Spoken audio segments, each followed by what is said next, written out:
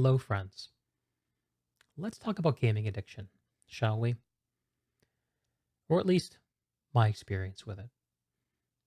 For me, it goes back more than 20 years to the fall of 2001 when I was entering my senior year of high school. I had become enamored with this game called Team Fortress Classic. So enamored that I didn't just join the competitive clan scene for this game, I made my own clan. I fought to build it up over months and months. We fought disaster, and eventually we found ourselves enrolling in the Premium League as I was entering my senior year that fall. At the same time, I was failing. I talked about this in some detail in my undiagnosed ADHD video. Um, the high level version of it for this discussion is I was supposed to do a bunch of summer reading for an English class. I didn't do it. I failed the class. There were consequences. One of those was that I was grounded from using the computer at home for anything but schoolwork. And that means that for the rest of that year, I had no Team Fortress Classic. I had no connection to that scene, to that community, to the meaning it had given me in my life, to the sense of purpose and direction and belongingness that it was beginning to bud into. It was horrible. And in hindsight, it's that much more horrible because those were perhaps the best times my clan had. The times when the people who the clan was known for were most present. Except for me, of course. It was our one crack at and victory in a Premier League title. We took on the Jello Shooters on Pipe Zone. And in the Team Fortress Classic League, TFL, I believe it was called. Anyway, it was an incredible thing, but because it happened in the dark ages of 2001, there's no recording of it. There's no record of it. It only lives in people's memories and maybe a few screenshots of the scoreboard at the end. And I missed it. I missed it because I was grounded. You see, my parents, in their good hearted way, were attempting to diagnose what was wrong with me. Why were things falling apart with me at school? Why was I not doing my summer reading? They looked around my life and for culprits, and one of the easy ones to pick out was gaming. I spent a lot of time doing it. Clearly, if we get rid of the gaming, things will get better for Greg. Did they? Well, no. I did what I needed to do to get things back on track, and then I got back into games. You see, for me, gaming has always been not the beginning of a problem, but the solution to a problem. And this, I think, is a difficult truth for those who struggle with gaming addiction to understand. I believe that those of us who lose ourselves in these worlds, and perhaps at the cost of the rest of our lives, come here for something that is actually good and valuable and that we actually need to cultivate in the rest of our lives. And for me, until I found a way to directly channel those exact qualities that I needed outside of the game, I was hopelessly addicted. And it pretty much continued that way for the next 7, 8 years without change. I graduated high school, enrolled in college, failed out of one, transferred, failed out of another, found myself on my parents' doorstep after dropping out of college, dropped down a bit further even. And during that whole time, there were games. World of Warcraft came into the picture. Guild Wars 1 came into the picture. PlanetSide 1 came into the picture. I repeated the same things I did with Team Fortress Classic is I got involved. I started climbing the ladders. I found the communities. I joined the clans, the guilds, the outfits. And I did it with the idea that I could recapture that thing that was taken away from me when I was grounded in 2001. And every time I thought I was getting close to it, I never quite got there. I just kept trying and trying, and my life was frankly falling apart around me. I needed to wake up. I needed to figure something else out. So, how did any of this change, you ask? Well, at least for a little while, it was all on the account of a woman. When I arrived back in my parents' doorstep after college, I found myself at a real rock bottom in life. I had to check all my assumptions and my ego and start accepting the help that was around me. Doing this led to a period of rapid improvement in my life. I lost 150 pounds. I got back into the musical world, singing in barbershop groups and in opera choruses. I joined a Bible study group as an admitted agnostic and found a bunch of really amazing, open hearted people. I found community outside of gaming and started to deconstruct exactly what I needed from it. Started to. And as a result of all this upward trajectory in my life, I finally got the confidence to date and I met someone. It took us a long time to take that connection and turn it into what we have today. But eventually, we moved in together, got married, started making a life. I met the person who essentially knows me better than anything else in the world. But the one thing that she didn't understand was what gaming meant to me. And honestly, I believe in hindsight that that was a reflection of me not understanding what gaming meant to me. You see, for those 6 years or so, when we were just getting things together, courting and making it work, gaming was seen as this sort of thing that was fun, but admittedly dangerous. I would find myself sneaking into games and kind of covertly doing a few things every now and again, but it was not a consistent thing. And it wasn't an overall worrying habit, but it was this unanswered question in my life, this yearning, this longing, this something that I needed, that I knew gaming would give me some of, and I didn't know exactly how to get it. And even though my life had gotten so much better, before long, it would start getting so much worse. I talked a lot about this story again in the undiagnosed ADHD video.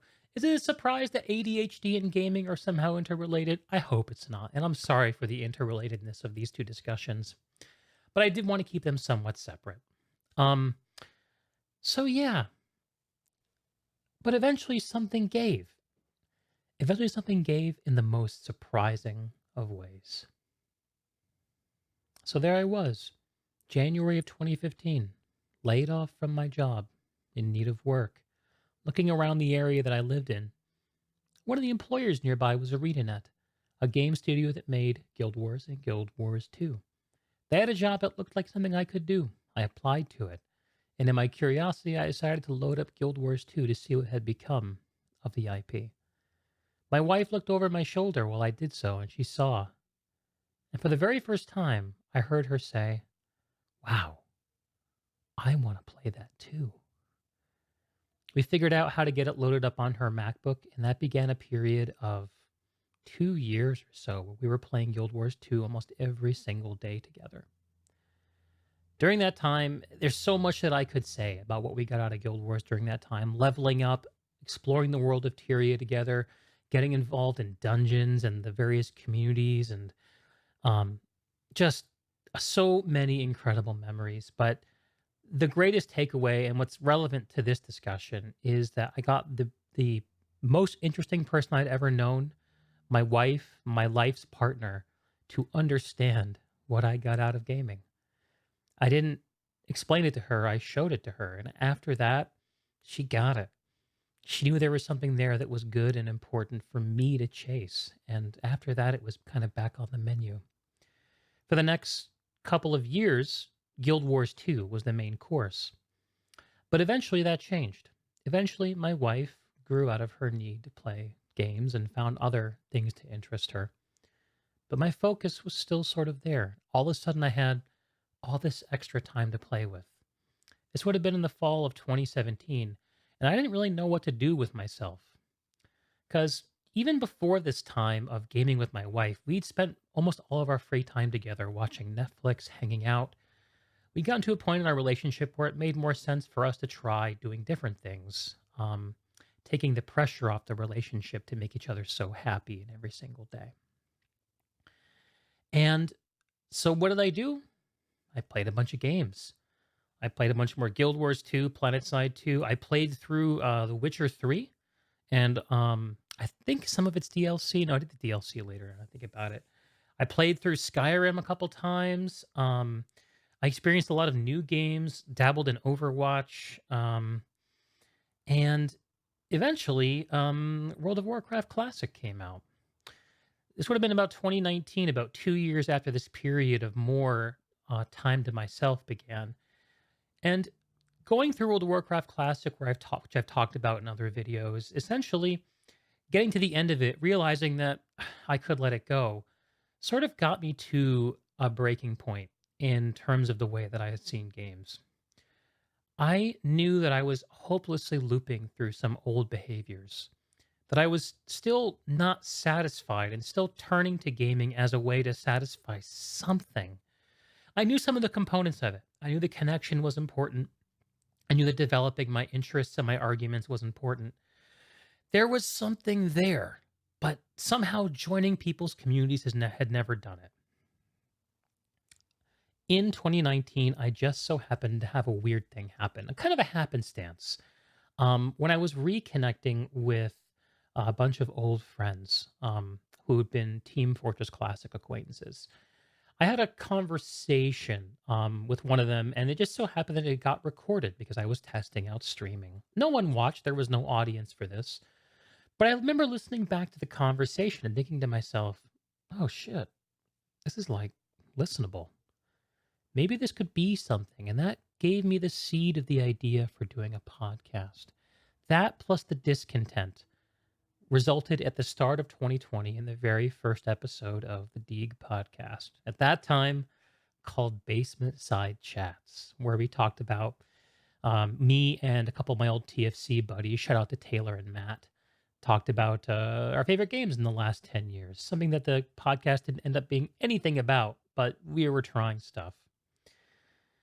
The point is, this was a major turning point for me in turning whatever that fascination was with games, whatever that channeling of energy into daily quests and raids and gaming communities and everything that came with it, and taking it and doing something a little creative. That little change in emphasis changed so much. Since then, I've recorded 71 podcasts. I've done 162 other videos and more than 400 streams, about 300 of those being in the last year or so. What I've done is taken the thing that was my object of interest that was sort of keeping my life on hold and turned it into something that started developing that very same life. Now, you could look at me and say, hey, Greg, wouldn't your life be better if you weren't doing this podcast? What if you were getting out and bowling with people? What if you were going to bars? What if you were joining clubs? Well, I guess my answer to that is you could be right. And in fact, I am doing some of that stuff. At the start of 2023, I went back to my very first barbershop event in over a decade. Damn, it's been a long time. But that doesn't mean that what I get out of this is not good. You see, I've been able to work my relationship with gaming from being something that I was a victim of, from something where the game was into control, something where I am in control of it. There have been some practical manifestations of this that I'm happy to share. So, one of them is that I've ordered my day so that gaming occupies the proper place. One of the biggest problems I've always had with gaming is that even when I wasn't playing games, I was thinking about them. And the reason I was doing that, I think, is because I felt bad. I didn't feel good. Things weren't good in my life. And it felt good to think about these experiences even when I wasn't having them. The only way that began to change is for me to start taking care of those things in my life, getting my career pointed in a better direction, getting paid more, improving my relationship with my wife, getting a stable living situation figured out, getting in control of my health. All of these things has made it so much easier to put gaming in its proper place and not abuse it because I feel bad.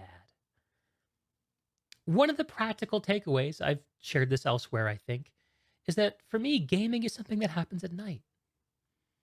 It's something that happens after my workday, after my chores, after I've had productive time and been able to work on my creative interests, been able to do my job, been able to spend time with my wife and do all the important things to me.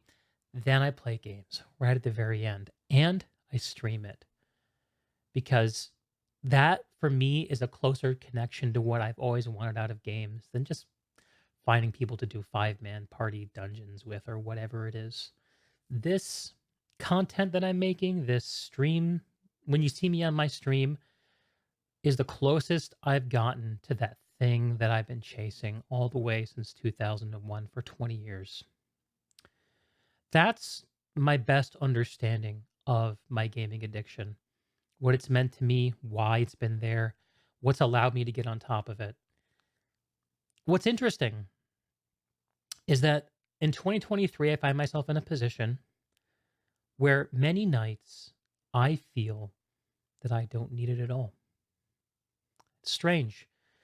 Just by giving myself peace from the idea that I need to find an online community to be happy, I have suddenly started needing it less and less over time. I've been giving myself the things that I need more directly. And when I don't stream, when I'm not doing the thing with Deeg and friends, I'm just I don't crave it. I put it in its proper place. My life doesn't call for coping. And I'm happier than I've ever been. So if you're struggling with gaming addiction, or you know someone who is, let's all try to muster a little bit of compassion, because that's a person who is struggling with something else, probably, and they probably don't know what it is. It's not your job to fix someone else's addiction. You never can. But we can all be kind to each other, like, and try to do the best we can by each other. I don't know if there's that much more to say. This was a story that I felt I had to tell. I hope it does someone else a bit of good. I think that's it. Thank you, friends. Please take good care of yourself, be good to each other, and I'll see you very soon.